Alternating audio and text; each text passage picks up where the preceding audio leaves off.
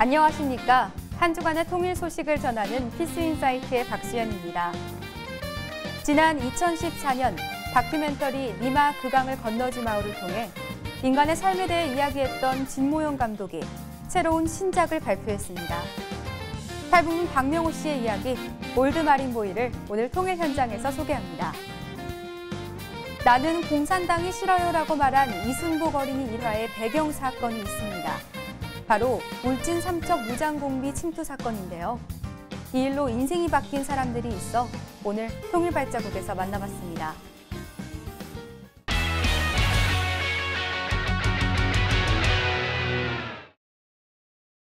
뒤에 잠깐만 조용. 어떠세요? 저 영화를 3, 4년 동안 찍었다는 게 믿어지지 않는데 그저 금방 뭐 지나가 버리네요. 삶 자체가 생과 사의 기선이에요.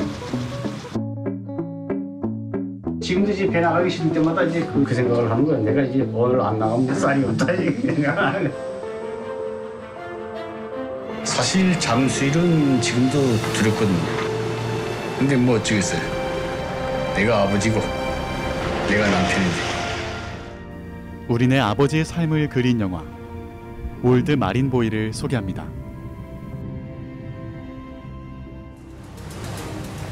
동해안 최북단 강원도 고성. 박명호 씨는 오늘도 거친 바다로 향합니다. 그의 직업은 남성 잠수부를 뜻하는 머구리입니다. 오직 이거 하나에 의지해서 물속에 들어가 있죠. 저도장같이 좁은 바다에서는 머구리들끼리 자주 만나죠.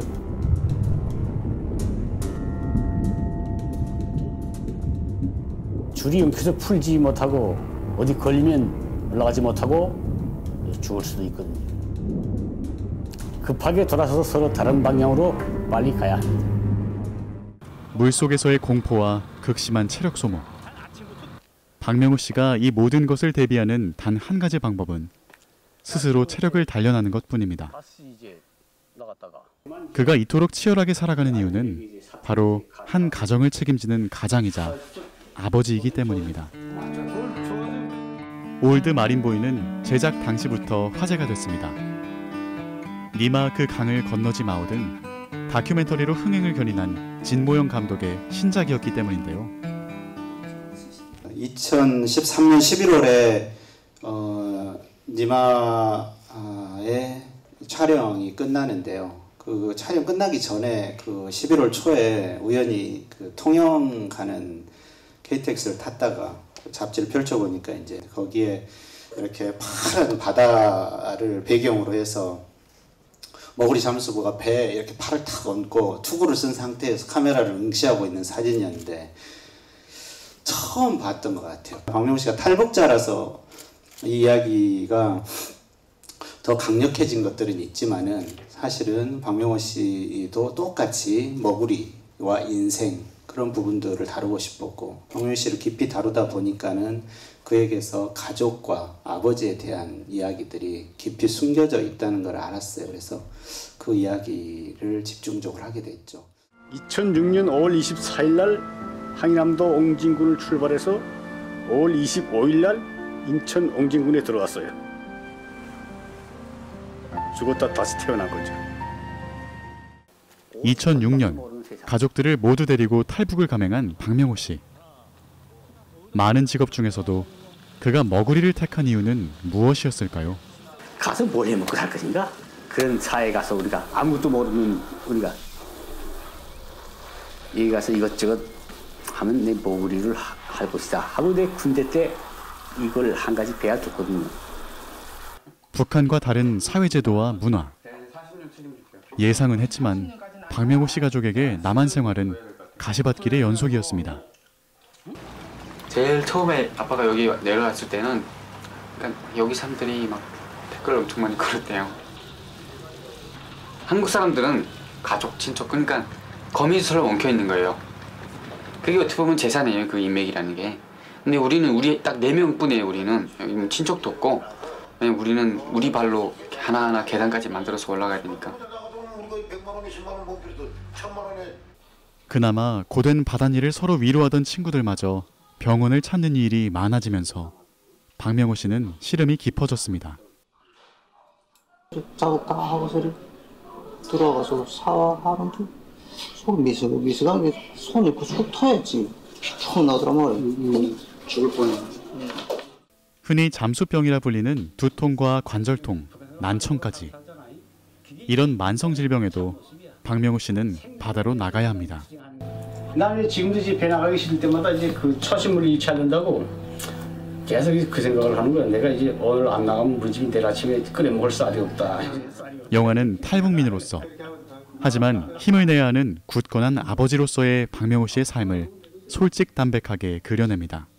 이 지역은 정확하게 남과 북의 해상 경계를 이루는 지역이죠. 그래서 지금도 여러 남쪽의 경찰부터 시작해서 육군, 해군 다 해경 다 등장하고 북쪽도 마찬가지죠. 박명호 씨가 가끔 그런 이야기를 합니다. 군사 경계 지역에서 문어를 잡고 와서 오늘 내가 탈북한 문어를 잡았다라는 이야기를 가끔 농담처럼 하거든요. 남북 관계보다 훨씬 더 치열했던 것은 그 바다에서 내가 가족들 위해서 얼마나 많은 해산물들을 더 수확하느냐의 문제가 훨씬 더 삶에서 치열했지, 사회적이고 정치적인 그런 부분들은 이 집에 영향을 미치는 것들이 아주 미미했어요. 이 영화에서 가장 주목할 점은 생동감 있는 수중 촬영입니다. 촬영 시기가 혹한이 기승을 부리던 2월이었던 만큼 많은 어려움을 겪었는데요. 강원도의 겨울바다는 굉장히 혹독해요. 수온이 2도, 3도, 따뜻해야 4도 정도 되거든요. 수온이 2도, 3도면 정말 추운 날씨거든요. 특히 물속에서는 체온을 훨씬 더 빨리 뺏기기 때문에 손이 곱아서 그 카메라 셔터 포커싱이 잘 안 되는 그런 상황도 비일비재했죠. 그게 추위하고의 싸움이 가장 힘들었던 것 같아요. 하지만 박명호 씨의 삶에서 바다는 생명줄을 잡고 있는 중요한 터전이었기에 촬영에 가장 공을 들일 수밖에 없었답니다.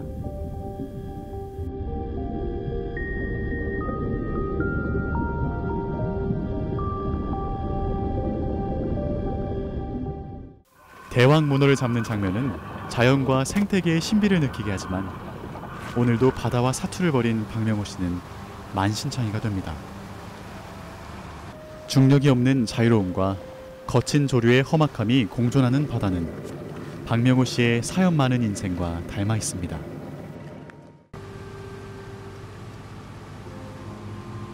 배가 고장난 게 꼭 내가 고장난 것 같은 기분이 들었죠. 탈북한 이후로 거의 쉬지 않고 일만 했죠. 나라서도 불안하니까.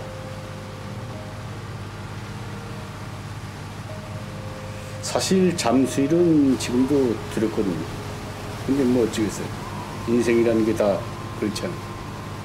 안 하고 싶다고 피할 수 있는 그런 건 아니니까. 내가 아버지고 내가 남편인데.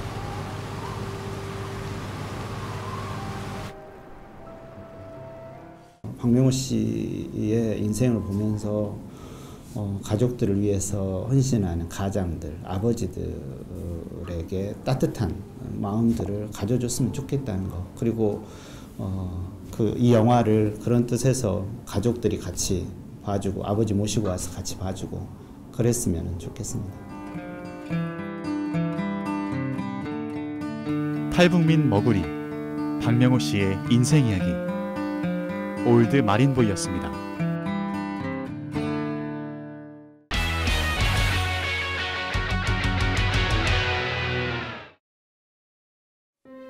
자본주의와 공산주의라는 이념으로 나뉜 남과 북.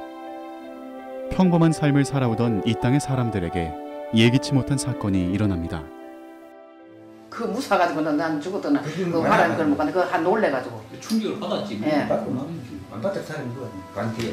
사람 안 죽었으면 모르는데 사람을 두나 그 죽이고 가가지고 병원에서 나를 죽었다고 이제 배를 싸고 막 그랬는데 막 손이 막 발발 떨리더래요. 그래서 여기 살아있다 그러면서 다시 벼를 이제 가위로 찢어내고 해가지고 치료해서 살은 게 이제까지 살은 거예요. 49년 전 휴전선 이남의 사람들을 공포로 몰고 갔던 그날. 삶이 송두리째 바뀌어버린 사람들의 이야기를 찾아갑니다.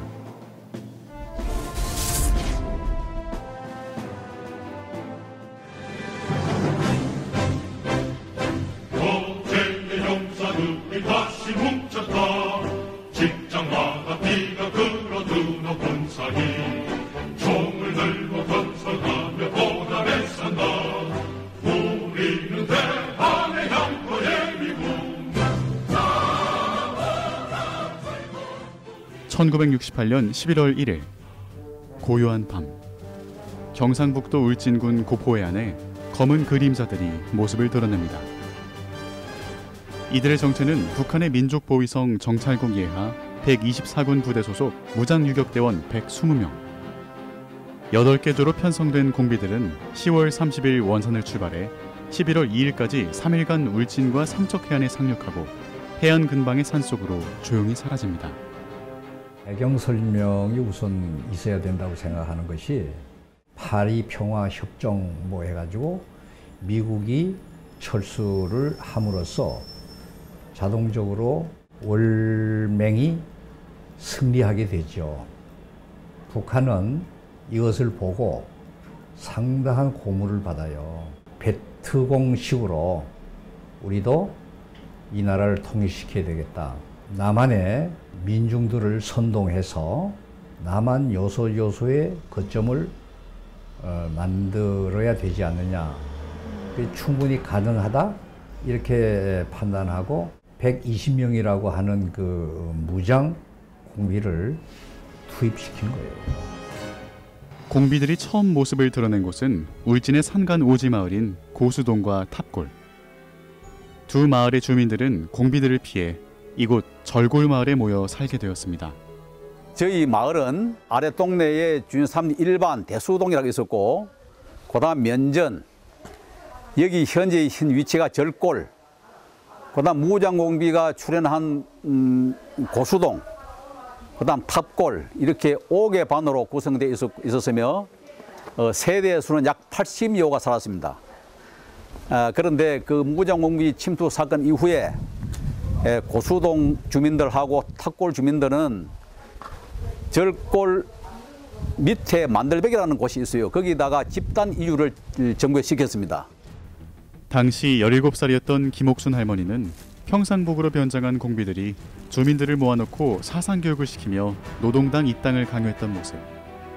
고향이나 다름없던 고수동을 떠나던 기억이 생생합니다. 아침에 그날에가 죽변 장리고 그러니까 우리 엄마한테는 시장부로 가고 아버지 방에 계시고 같은 사람 서희가 거기서 내려오더라고. 집 뒤에서 오해 만나면 인구조사 왔다 가건 뒤에 와가지고 여기 저기 반장이가 인구조사 왔지요. 왔다 이러니까네. 그러면 빨리 저기 아침 식사를 하고 요놈에 저기 그 큰 구피집으로 모여달라 했더라고. 동생들 업고 앞치우고 아버지하고 다 넘어간데 가니까네. 그 한 집에 갖다 싹 이제 묻어놓고 아주머니하고 이제 애들은 안방에다 이제 집어넣고 그래. 따발 총알 그 세트 들었는 거 이거다 대고 이거 가지고 이렇게 메고 안방에 있다니까 와가지고 이제 책을 펴놓고 거기에 이제 뭐 사진이가 이런 게 붙었더라고요. 기밀 승인을 하더나 뭐 이러면서 노인네고 뭐 젊은 애들과 공부도 싹 해야 되고 수첩 같은 책을 요맹요맹한 거로 그 하나 나눠주더라고요. 이거 다 이따 공부를 해야 된다 이러면서 전부 다 이제 안에 사람들 싹 나오라 마다 가다 쭉 서놓고 이제 반장을 나오라 했더라고요. 박정희 정치가 좋나 뭐 김일성이 그게가 뭐 좋나 이러니까 그 박정희 뭐 좋아하니까 그 사람들 보니까 그거 싹 변하더라고요. 아 좋다 저 사람은 죽여라 이러면서 그러니까 또 아저씨 하나 또 물으니까 또 그래 데리고 하니까 좋다 저 새끼 죽여라 이러더라고요. 이거는 이거 다 죽었는가 생각하고 이제 젊은 사람이 둘이가 또 있었어요. 우리 또래 된 사람이 있으니까 그 물으니까 젊은 사람들은 어른들 그 사람들 보고 어른들 아유 좋다 이러면서 자기 입었던 군복하고 총비 굽고 모자 씌고 싹 해가지고 둘이를 동말에 앉혀놓고 사진 찍고 이래가 가더라고. 자기는 간다 이러면서 방 안에서 나오지 말아 하더라고.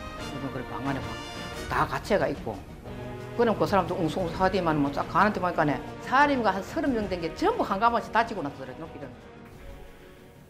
공비들을 만났던 주민들의 신고로 11월 3일 오후 3시 30분을 기해 경상북도와 강원도 일부 지역에 을종 사태가, 다음 날에는 갑종 사태가 선포되는데요. 소탕 작전을 피해 북상을 기도하던 공비들은 평창의 산골 마을에서 단란하게 살고 있던 한 소년의 집에 들이닥칩니다. 집에는 이제 어머니하고 나하고 동생들 이제 저녁에 있었는데 한 명은 승복이 옆에 앉고 한 명은 내 옆에 와서 이제 앉아. 그리고 이제 승복이한테 연필을 보면서 이게 한국에서 만든 게 맞느냐, 미국 사람이 준 거냐, 뭐 이렇게 이제 하니까 승복이는 아 이거 우리 한국에서 만드는 거다. 몇 마디 하더니 그 다음에 너는 북한이 좋냐, 남한이 좋냐 이렇게 물어요. 그러니까 아 우리는 북한 싫다, 죽어도 북한 싫다. 이 말이 딱 끝나기도 전에 번쩍 일어나면서 얘를 멱살을 잡고 칼 입에 넣고 휘두르는 거예요. 그러니까 나는 같이 일어나서 얘를 이제 그 공비를 밀었어.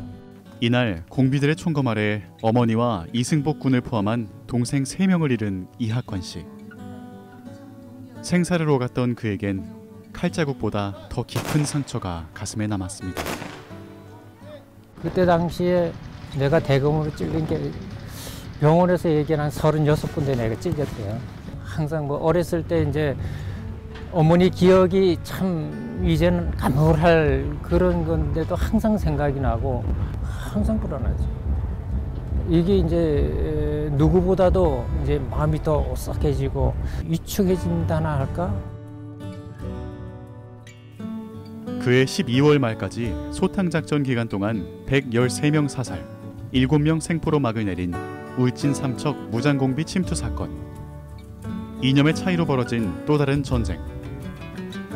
투입 인원과 장남에 있어 유례가 없는 이 사건이 우리에게 남긴 것은 과연 무엇일까요?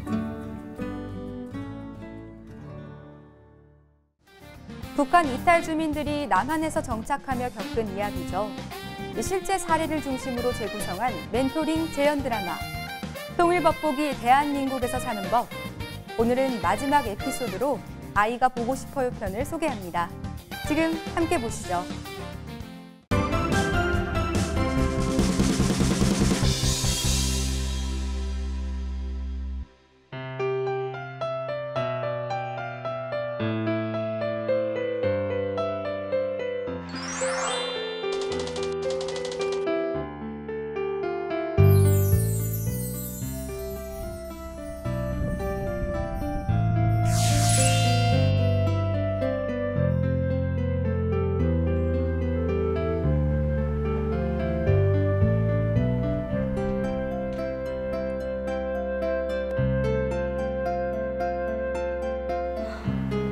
우리 윤심이도 이제 학교 갈 나이인데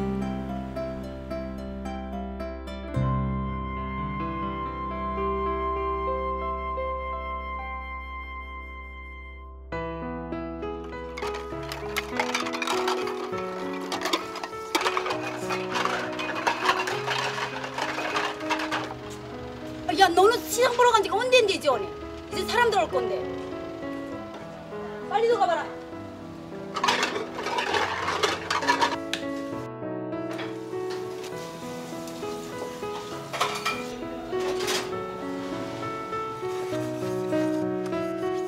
서울에서 홀로 생계를 꾸려가고 있는 순희 씨. 그녀에게는 중국에 두고 온 가족이 있다.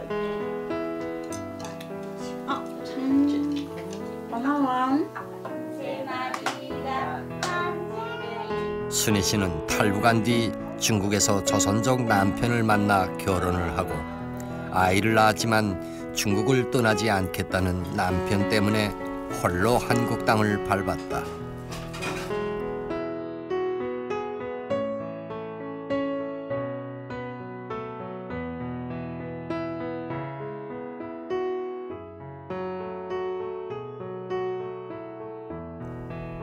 아이를 못 본 지 벌써 3년째. 이러다 아이와 영영 이별하게 되는 건 아닌지 눈물 짓는 날이 많아졌다.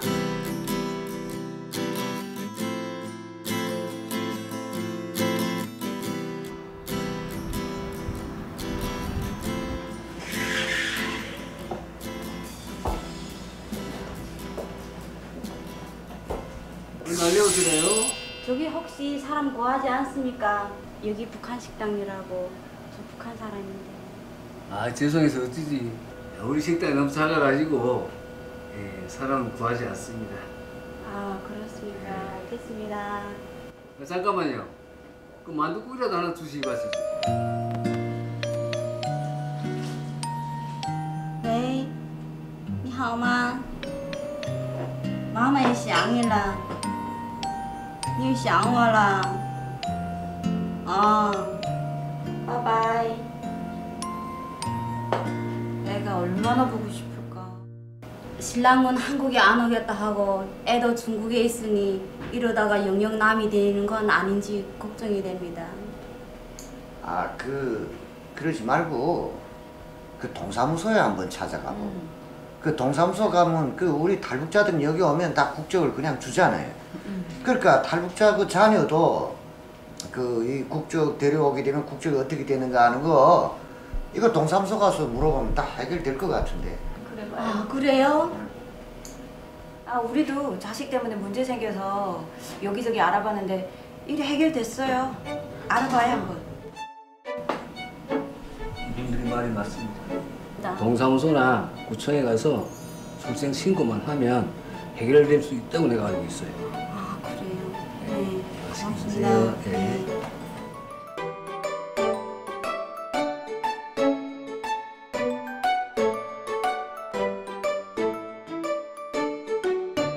사례와 같은 경우 아이를 출생 신고를 한 후 관할 출입국 사무소에 국적 취득 신고를 하면 아이도 대한민국 국민으로 인정받게 됩니다. 다만 중국에 있는 미성년자인 자녀를 데려오기 위해선 현재 보호자인 중국인 배우자의 동의가 절대적으로 필요한 일입니다. 만일 중국인 배우자의 동의 없이 아이를 데려오는 일은 납치로 인해 처벌받을 수 있는 일이란 점도 조심해야 합니다. 무엇보다도 미성년자인 자녀의 행정 절차가 마쳐지기 전까지는 아직 외국인 신분이기 때문에 외국인인 배우자의 동의 없이는 합법적으로 대한민국에 입국할 방법도 없습니다. 많은 북한 이탈 주민들께서 제3국에서 외국인 사이에 낳은 자녀를 데려오기 위해 애를 많이 쓰고 계신데요.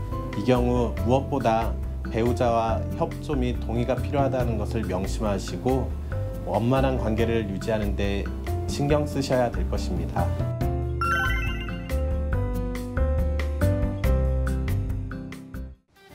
오늘 준비한 소식은 여기까지입니다. 이상으로 피스인사이트를 마칩니다. 시청해주신 여러분 고맙습니다.